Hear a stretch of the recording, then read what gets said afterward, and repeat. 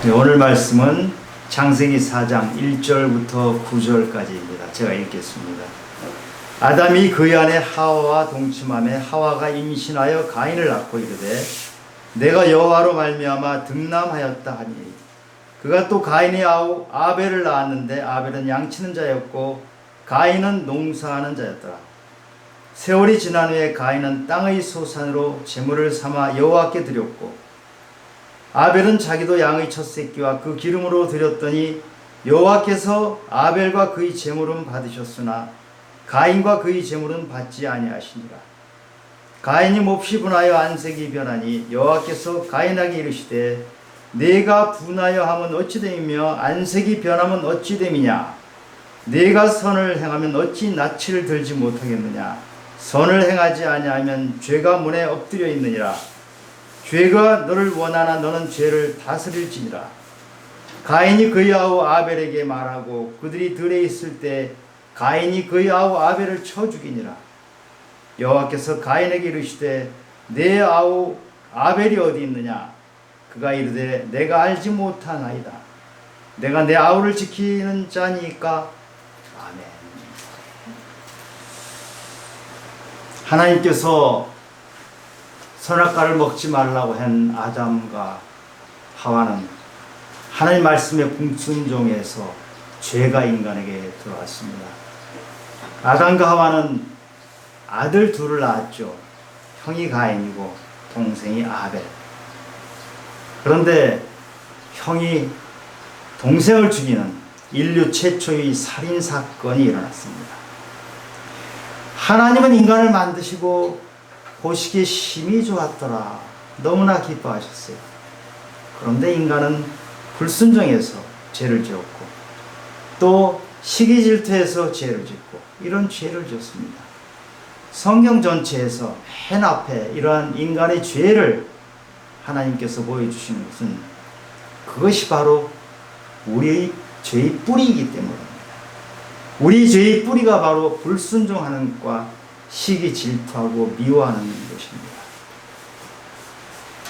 동생을 죽인 가인은 여호와를 떠나서 유리하는 자가 되어버립니다. 그 후손들은 성을 쌓습니다. 그리고 자기 재주를 마음껏 뽐내며 이 세상에서 하나님 뜻과는 관계없이 자기 뜻대로 살아갑니다. 그래서 자기중심적인 삶, 자기들이 벽을 쌓아놓고 사는 그러한 이기적이고 자기중심적인 삶을 살아가게 됩니다. 이것이 인간들이 본래 모습이 되어버렸습니다. 그런데 하나님께서는 인간이 이렇게 자기중심적이고 이기적이고 죄가 많은 이런 인간임에도 불구하고 하나님은 우리에게 소망을 주십니다. 회복을 주십니다. 그래서 성경은 시작은 이렇게 우리에게 죄로 시작할지라도 하나님께서 주시는 소망과 회복의 목소리가 계속 있고 우리는 그것을 붙드는 믿음의 자녀로 살아가게 됩니다. 창세기에는 가인과 비슷한 한 사람을 소개해 주시고 계십니다. 하나님께서는 가인과 같이 살인자를 처음에 소개하셨지만 인간들에게 너희들은 가인의 모습으로 끝나지 않고 너희들은 다른 모습으로 회복될 것이라 하고 소개하신 창세기에서 가장 많은 부분을 차지하는 그 사람이 바로 야곱입니다. 가인과 야곱은 비슷한 점이 굉장히 많습니다. 가인의 이름의 뜻이 소유하다, 얻다, 쟁취하다 그런 뜻이죠. 야곱의 뜻은 속이는 자, 빼앗는 자, 발꿈치를 잡는 자. 두 사람은 이름의 뜻도 비슷합니다. 그리고 두 사람은 정말 이기적이고 자기중심적인 사람이었습니다. 그런데 그 두 사람은 시작은 비슷합니다. 출발은 아주 비슷합니다. 이기적인 사람이고 속이는 사람이고 불순종하는 사람입니다. 그러나 두 사람의 마지막은 완전히 다른 사람으로 살아갑니다. 가인은 살인자가 되어서 하나님을 떠나버리는 사람이 됩니다. 그러나 야곱은 하나님께 불순종하고 속이는 자였지만 방랑길을 떠나면서 하나님을 만나고 회개하고 회복해서 이스라엘 12지파의 아비가 됩니다. 이스라엘이란 나라 자체의 이름이 바로 야곱의 이름입니다. 하나님께서는 우리에게 가인이란 사람도 소개해 주시고 야곱이란 사람도 소개해 주시면 너희들은 어떤 길을 선택할 것이냐 우리에게 그것을 제시하고 계십니다. 그 선택은 바로 우리의 몫입니다. 우리는 가인의 길을 갈 수도 있고 야곱의 길을 갈 수도 있습니다. 5절을 보겠습니다. 4절 5절을 보겠습니다. 여호와께서 아벨과 그의 제사는 받으셨으나 가인과 그의 제물은 받지 아니하신지라. 가인이 몹시 분하여 안색이 변하니. 하나님께서는 양을 치는 아벨의 제물은 받으셨죠. 그런데 농사를 짓는 가인의 제물은 받지 않으셨어요. 여기서 농사 짓는 제물은 안 받고 양의 제물은 받았다, 그렇게 말할 수 있나요? 그것은 아니고 하나님께서는 이 제물에 크게 관심이 있으신 것이 아니고 바로 이 사람들이 믿음을 보시는 것입니다. 너희들이 믿음을 가지고 그 믿음을 가지고 제물을 가지고 왔느냐 아니면 믿음이 없는 가짜 제물을 가지고 왔느냐 하고 물으시는 것입니다. 가인은 제물을 갖고 왔지만 믿음이 없이 가져온 것이에요. 이사야서 1장 12, 13절에 보면 너희 무수한 제물이 내게 무엇이뇨? 이것을 누가 너희에게 요구하였느냐? 내 마당만 밟을 뿐이니라. 헛된 제물을 내게 가져오지 말라. 이렇게 말씀하셨어요. 오늘 하나님이 받으신 것은 아벨과 아벨의 제물이에요. 받지 않으신 것은 가인과 가인의 제물이에요. 하나님이 더 관심을 가지시는 것은 아벨과 가인, 그 사람의 관심을 가지세요.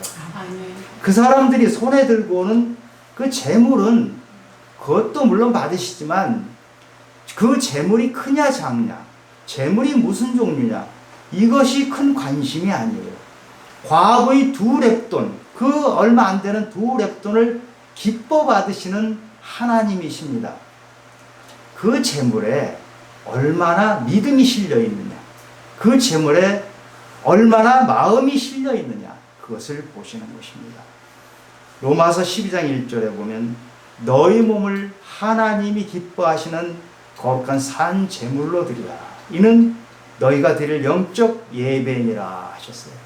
손에 무엇을 들고 오느냐, 그것보다 훨씬 중요한 것은 너희들이 그런 예배의 삶을 살아내고 있느냐, 너희들이 얼마나 나의 뜻에 맞게 거룩한 삶을 살아내고 있느냐, 그것을 물으시는 것입니다.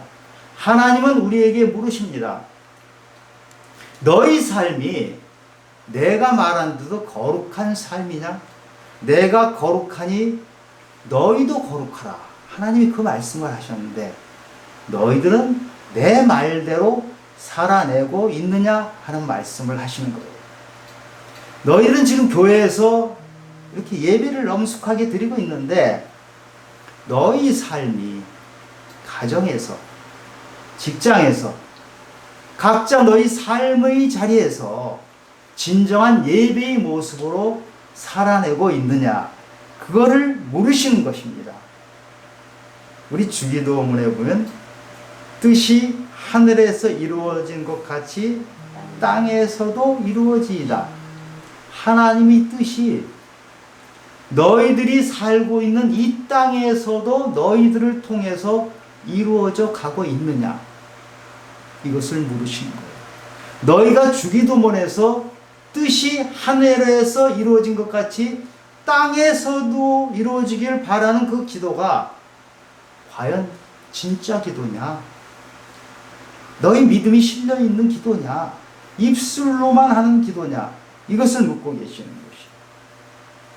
네가 기도는 그렇게 하면서도 하나님의 뜻이 이루어지는 것을 삶으로 살아내지 않고 너희 고집과 너희 완고함, 네가 지금까지 살았던 너 자신이 이끌어왔던 삶의 방식을 그대로 가지고 있을 것이냐고 물어보시는 것입니다.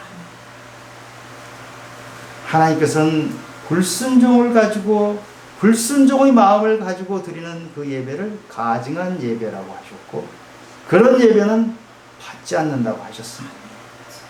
오늘 가인의 예배를 하나님은 받지 않으셨습니다.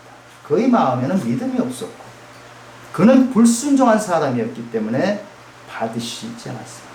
그리고 가인에게 하나님은 꾸중하셨습니다. 로마서 14장 23절에 보면 믿음을 따라 하지 않는 것은 모두 죄라고 했습니다. 우리가 아무리 예배의 자리에 앉아있고 때로는 엄숙한 자리에 있고 경건한 말을 할지라도 우리가 진정으로 믿음을 가지고 하는 것이 아니라면 그것은 바로 죄라, 이렇게 말씀하셨습니다. 그리고 가인에게 꾸중을 하셨어요. 가인이 하나님이 꾸중을 받고 나서 어떻게 반응을 합니까? 분노하고 안색이 드러납니다.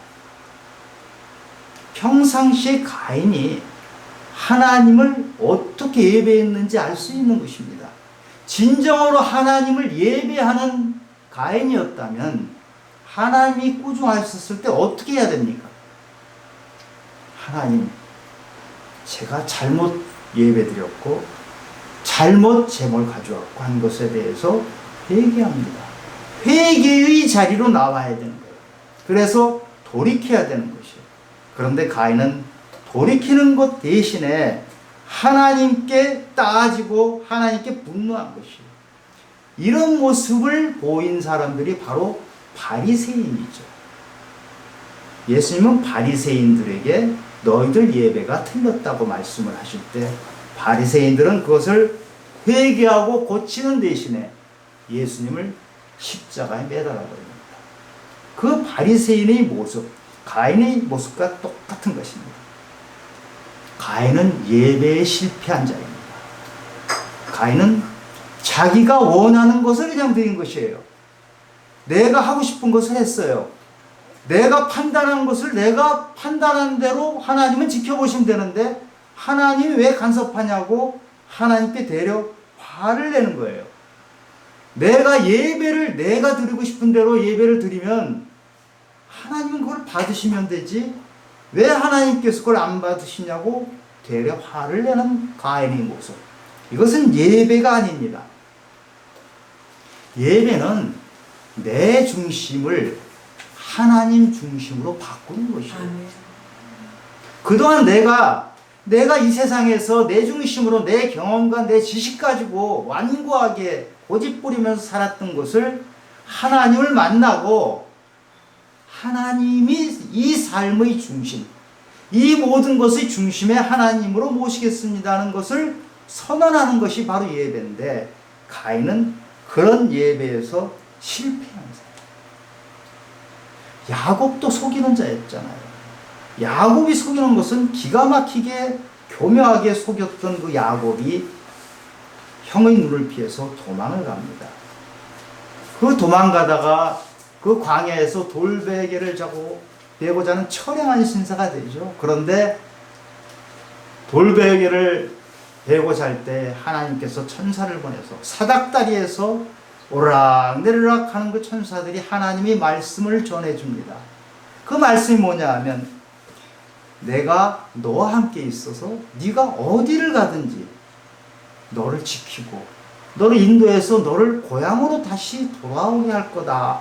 하나님의 말씀을 듣고 야곱이 어떻게 합니까?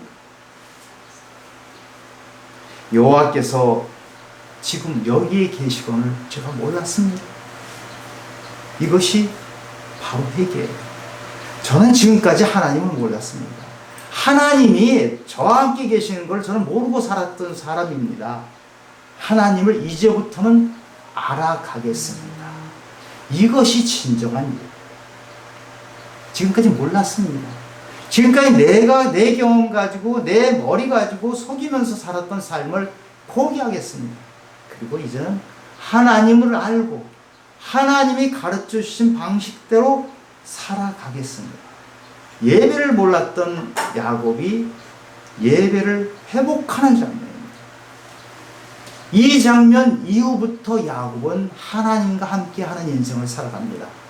야곱의 모든 인생은 하나님과 함께하고 하나님과 동행하면서 하나님이 이끄시는 대로 가는 그런 삶을 사는 그런 삶으로 뒤바뀝니다.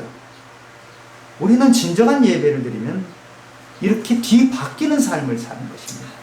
하나님이 나의 삶의 중심에 들어오셔서 이제는 내가 죽고 내 대신에 예수 그리스도 하나님이 삶을 살아내는 그런 삶을 살아내는 것입니다. 우리는 예배가 회복되어야 됩니다. 회복되는 예배는 회개하는 예배. 회개 없이 드리는 어떤 예배도 가짜 예배예요. 내가 지금까지 가지고 있던 것들을 다 내려놓고 하나님의 것으로 바꾸는 것. 그것이 예배입니다. 우리는 하나님을 다 알 수 없습니다. 어떻게 우리가 하나님을 다 알겠습니까? 창조주 하나님, 그 웅대하신 하나님을 우리는 알 수가 없습니다. 그러나 우리는 알려고 애를 써야 합니다. 애를 썼을 때 하나님은 우리 마음을 아십니다. 아, 네가 아직도 나를 모르지. 자녀는 부모의 마음을 모릅니다. 그러나 부모의 마음을 알아주려고 할 때 부모는 너무 깊은 것입니다. 우리가 하나님을 다 알지 못하지만 하나님을 알려고 애쓸 때 하나님은 우리를 기뻐하십니다. 그래서 호세아서에서 여호와를 알자, 힘써 여호와를 알자. 하나님께서 뭐라고 답하십니까? 나는 번제보다 너희의 하나님을 알려고 하는 그것을 내가 기뻐하노라. 이렇게 말씀하시죠. 그런데 가인은 하나님을 알려고 하지 않았어. 돌이킬 생각을 전혀 안 했어. 자기 주장을 했습니다.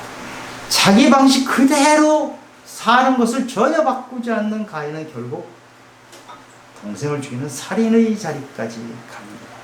예배에 실패한 사람이 그런 자리까지 가는 것입니다. 살인은 꼭 사람을 죽여야지만 하는 살인이 아니고 우리가 미움의 마음, 시기 질투하고 미워하는 이런 모든 것은 다 살인입니다.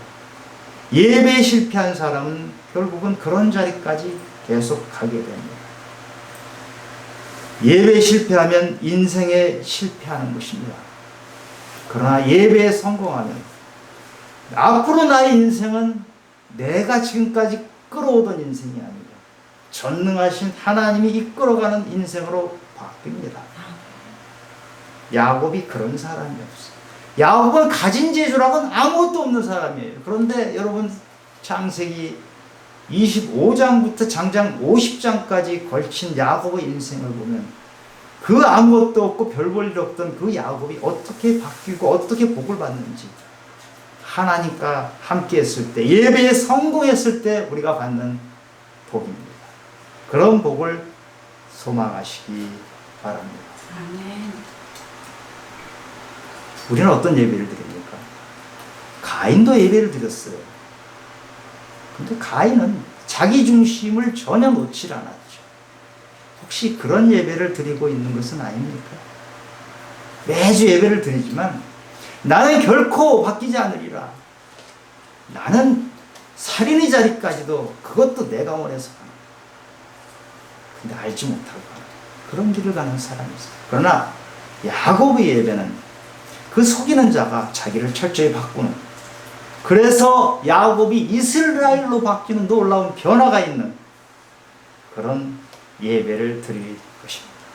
우리는 예배의 자리에서 하나님의 뜻이 무엇인지, 하나님이 나의 인생을 어떻게 이끌고자 하시는 건지 그것을 발견해야 됩니다. 그리고 하나님께 순종해야 됩니다. 그 하나님의 뜻이 때론 내가 보기에는 내가 이해가 되고 어떨 땐 내가 보기에 이해가 안 되고 그럴지라도 하나님 뜻에 따르는 것이 순종의 자리입니다. 우리는 예배를 통해서 순종을 배우는 것입니다. 내 뜻과 다른 하나님의 뜻을 살아내는 그런 자리에 서 계시길 바랍니다. 8절입니다. 가인이 그의 아우 아벨에게 말하고, 여기서 말하고는 들로 나가서 말하자, 이렇게 가인이 아벨에게 말을 한 것입니다. 나가자. 그들이 들에 있을 때 가인이 그의 아우 아벨을 쳐 죽입니다. 가인이 동생 아벨을 들에서 쳐 죽였어. 왜 죽인 거예요? 아벨은 왜 죽임을 당한 거예요? 아벨이 무슨 잘못을 한 거죠? 형한테 해코지했나요? 괴롭혔나요? 아벨이 한 것은 믿음으로 하나님께 예배드린 것밖에 없어요. 아벨을 히브리서 11장 4절에서는 믿음으로 제사를 드린 아벨을 의로운 자라 하는 증거를 얻었다, 이렇게 말을 하고 있어요.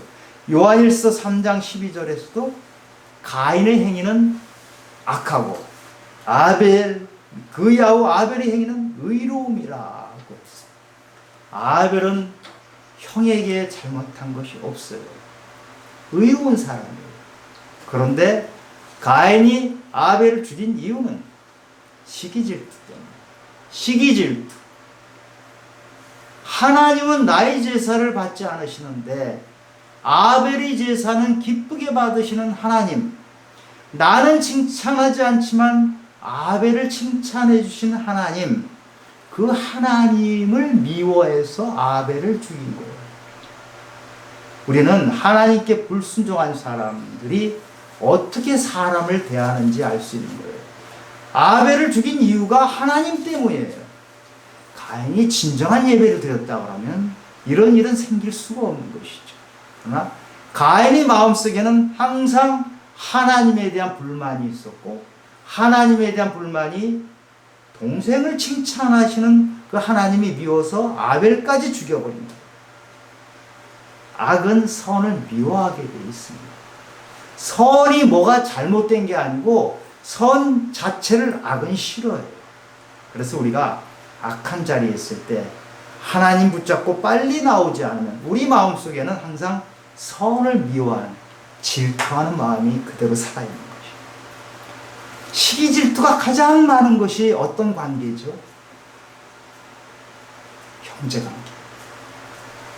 형제관계는요, 태어날 때부터 시기 질투하게 만들어져 있어요. 서로 한 사람이 많이 먹으면 한 사람이 적게 돼 있는 그런 구조하에서 형제들은 서로 경쟁하면서 비교하면서 자라게 돼 있어요. 그래서 형제들끼리 시기 질투하고 해치고 하는 장면이 창세기 계속 나오잖아요. 이삭과 이스마엘, 야곱과 에서, 요셉과 요셉의 형들 죽이는 데까지 가잖아요. 팔아먹고. 이것이 바로 형제관계예요. 형제관계는 본질적으로 그런 것이 들어있어요. 여기 형제관계가 굉장히 좋으신 분이 있으시죠? 진짜 큰 복이에요. 여러분 가만히 들여다보세요. 형제관계가 그렇게 좋은 집이 흔치 않아요. 하나님께서 복을 주신 거예요. 그 복을 혼자만 누리시지 말고 사랑하는 형제들에게 하나님 말씀을 매일매일 전하시기 바랍니다. 받은 복을 나누어주는. 그런데 이 시기 질투하는 이 마음이 우리 안에 본질적으로 있는데, 야곱도 그런 사람이었거든요. 야곱은 형 에서로부터 도망을 해서 그 들판에서 하나님을 만나고 바뀌잖아요. 바뀌었어도 야곱은 고생을 엄청 많이 합니다. 그 라반 삼촌의 집에 가서 험한 세월을 보내거든요. 속임을 당해요. 끊임없이 속임을 당하고 고생을 하지만 야곱은 하나님을 만난 이후에는 하나님을 절대적으로 의지해요. 다시는 속이는 자가 되지 않아요. 하나님 앞에서 성실하게 하나님을 붙잡고 사는 그런 사람이 돼요. 그 야곱이 바로를 축복하는 장면이 나와요. 창세기 47장에 보면 먹을 게 없어서 히브리 목축업자에 불과한 야곱이 애굽을 가서 애굽 바로 왕 앞에 섭니다. 애굽은 그 당시에 세계 최고 강대국의 바로는 왕이란 말이에요. 이 히브리 목축업자에 불과한 야곱이 그 바로 왕을 축복을 해주거든요. 축복이란 것은 권세 있는 자가 하는 거예요. 야곱은 그 가난하고 헐벗고 도망치던 야곱이 바로를 축복해주는 권세 있는 자로 바뀐 거예요. 이게 어디서 나온 겁니까? 하나님이 주신 권세이기 때문에. 우리 하나님이 주신 권세를 가진 자들은 지금 내가 비록 가난하고 비록 고난하에 있고 비록 내 신분이 비천해 보이더라도 내게서 나오는 권세는 나 인간적인 권세가 아니고 하나님이 주신 권세. 그것을 마음껏 발휘하시기 바랍니다. 하나님과 함께 가는 것, 하나님과 함께 승리하는 것, 그래서 이기는 자가 되는 것, 이것이 우리 믿음의 목표예요. 믿는 자들은 어디 가든지 하나님이 권세가 함께하는 것이. 로마서 12장 2절에 너희는 이 세대를 본받지 말고 오직 마음을 새롭게 함으로 변화를 받아 하나님이 선하시고 기뻐하시고 온전하신 뜻이 무엇인지 분별하도록 하라. 믿음의 사람은 이 세상의 것, 지금 나오잖아요. 세대를 본받지 말아라. 이 세상의 것이 비교 대상이 아니야. 이제는 이 세상의 것이 내가 가난하고 부자고 관계없고 내 신분이 높고 낮고 이 세상의 것은 나에게 전혀 비교의 개념을 줄 수 없는 거예요. 제가 비교하는 것은 하나님의 뜻, 하나님이 내게 원하는 것이 무엇인지 변화를 받아서 하나님이 기뻐하시는 온전한 뜻이 무엇인지 분별해가는 그런 삶을 살아내는 것이에요. 우리 인간은 가인의 마음 같은 것이 있단 말이에요. 시기 질투, 본성이에요 이게. 가인이 죄를 저지른 이후에 그 죄는 우리도 역시 가지고 있는 거예요. 그런데 가인처럼 계속 그 본성을 가지고 살아내면은 시편 1편에 보면 악인의 길은 망하리로 달렸어요. 망하는 길로 간 거예요. 결국 가인은 바로 이 길을 따라간 거예요. 망하는 길을 따라간 거예요. 그러나 하나님이 함께하는 사람, 우리가 예배의 자리에서 하나님을 만나고 삶을 살아낼 때 하나님과 함께하면 이 사람은 하나님의 은혜 안에 들어가서 하나님이 주시는 새로운 변화받는 삶으로 살아내는 것입니다. 시기 질투의 자리에 다른 것이 들어옵니다. 그것이 긍휼과 사랑입니다. 하나님을 만나지 않는 사람은 여전히 시기 질투의 삶을 살아냅니다. 그래서 쟁취해야 됩니다. 나보다 잘난 사람보다 나는 더 높이 올라가야 돼요. 나는 더 많이 가져야 돼요. 그러나 내 안에 하나님이 들어오시고 하나님이 내 안에서 일을 하셔서 내가 그런 사람으로 살아가면 시기 질투가 아니라 사랑과 긍휼의 마음으로 이 세상을 살아내는 것이죠. 그것이 우리 그리스도인의 향기. 그것이 다른 사람에게 전해질 때 우리는 그리스도의 편지가 돼요. 우리는 그리스도의 향기를 내뿜으면서 그리스도의 편지를 곳곳에 보내는 그런 그리스도인의 삶을 살아내는 것입니다. 9절에 여호와께서 가인에게 이르시되 내 아우 아벨이 어디 있느냐? 그가 이르되 내가 알지 못하나이다. 내가 내 아우를 지키는 자니까. 하나님께서 가인에게 네 동생이 어디 있냐고 물어보잖아요. 하나님께서 몰라서 물어보시나요? 하나님께서 아시면서 물어본 거예요. 너 네 동생이 지금 어떻게 했니? 하나님 왜 아시면서 이렇게 물어보세요? 회개하라고 물어보죠. 하나님은 끊임없이 회개의 기회를 주세요. 그런데 가인은 어떻게 대답합니까? 회개하는 대신에 거짓말을 하잖아요. 동생을 죽여놓고 나서는 나 모릅니다. 시치미를 때. 죄가 있는 곳에는 반드시는 거짓이 함께합니다. 그래서 7절에서 죄가 문에 엎드려져 있다고 그러거든요. 여러분 어떤 집에 들어가는데 집 문에 엄청 무서운 개가 커다란 개가 웅크리고 있어요. 거기 지나갈 때마다 얼마나 힘이 듭니까? 그 집의 주인이 누구죠? 그 주인이 개예요, 개. 그 무서운 개. 나는 완전히 개의 지배를 당하는 거예요. 죄가 우리 안에 들어오면 그 죄는 우리를 지배해요. 죄가 죄를 낳고 죄가 죄를 낳아서 거짓말이 거짓말을 낳고 그 과정을 밟는 것입니다. 인류의 불순종의 죄가 들어오니까 시기질투의 죄가 또 들어오고 살인의 죄를 저지르고 또 거짓말하고 하나님께 대들고 죄의 연속을 살아내는 것이 바로 가인의 삶입니다. 가인은 시치미를 떼면서 내가 아우를 돌보고 지키는 사람이니까 이렇게 하나님께 대들잖아요. 얼마나 뻔뻔스러워요. 그런데 이 가인이 내가 아우를 돌보는 자입니까? 이렇게 말하는 데는요, 가인이 속마음이 있어요. 나더러 지금 동생을 지키라고 그러고 돌봤냐고 이렇게 하나님이 추궁하시는 것 같은데, 하나님은 나를 제대로 돌봐주신 적이 있어요? 이 속마음이 있어요. 그런데 보세요. 가인은 농사하는 사람이었거든요. 농사하는 사람은 하나님이 도와주시지 않으면 어떻게 농사를 져요? 쌀 한 톨도 하나님이 안 도와주시면 한 톨도 안 나오는 것이에요. 가인의 삶은 전적으로 하나님이 감사의 삶이에요. 그런데 가인은 눈이 쉬어가지고 감사할 것이 하나도 안 보이는 거예요. 그 많은 감사의 조건을 다 제쳐놓고 불만만 하고 있어요.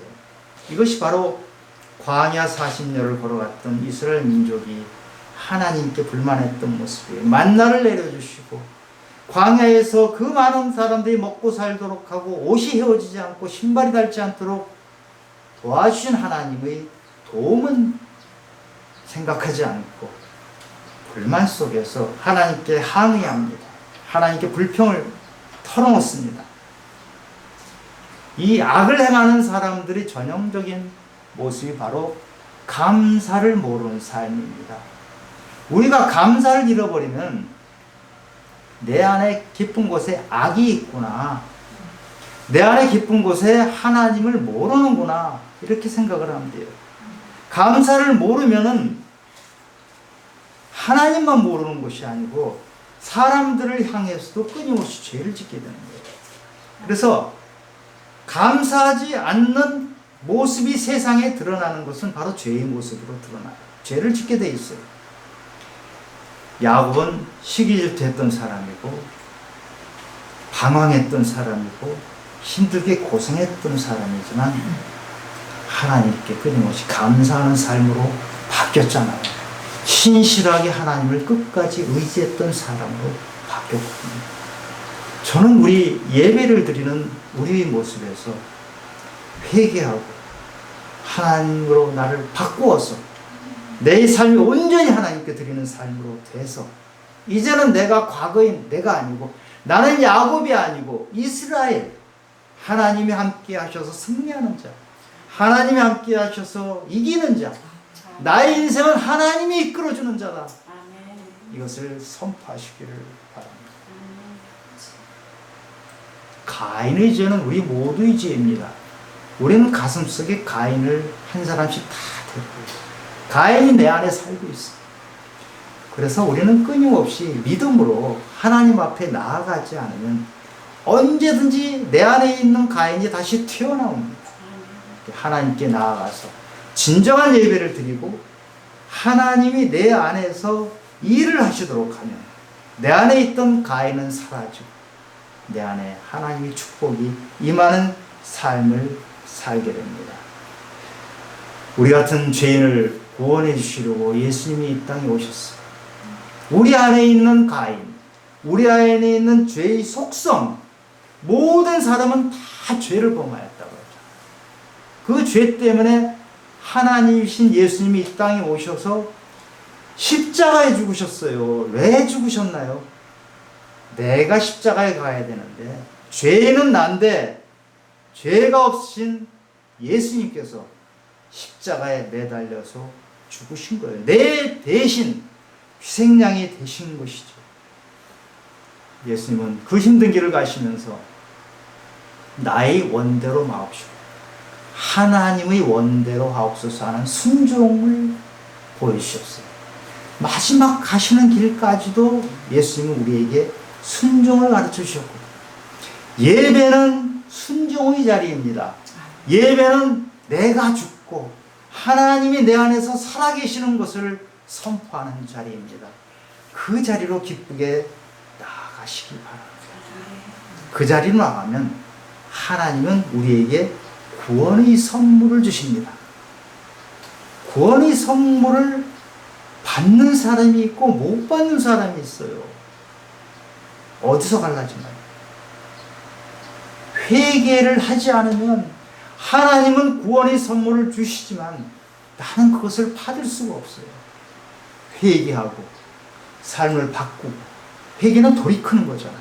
돌이켜서 하나님이 지금도 주시는 구원의 선물을 듬뿍 받으시기 바랍니다. 소망의 하나님, 회복의 하나님은 우리가 절망하고 실패하는 그 자리에 그대로 있도록 놔두시지 않습니다. 끊임없이 우리에게 다가오셔서 우리에게 새로운 소망을 주시고 새로운 회복을 주시고 우리에게 끊임없이 회개의 기회를 주십니다. 오늘 예배를 드리고 다시 한번 우리가 회개의 자리로 나아가기를 바랍니다. 그래서 하나님이 주시는 온전한 복을 받는 성도님들이 되시기를 예수 그리스도의 이름으로 축원합니다. 하나님 아버지, 하나님이 인간을 만드시고 그렇게 좋아하셨는데 또 가인은 동생을 죽이는 죄를 범했습니다.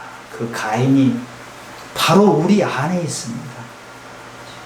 하나님 아버지, 우리가 진정으로 믿음의 자리로 나가서 이제는 예수 그리스도가 내 안에 계셔서 내 안에 있는 더러운 가인은 다 죽어버리고 예수 그리스도로 살아내는 삶을 살아낼 수 있도록 아버지여, 오늘도 저희 예배를 받아주시고 저희가 언제나 진정의 예배, 하나님이 기뻐하시는 예배를 드릴 수 있도록 저희들 함께 하시고 도와주시옵소서.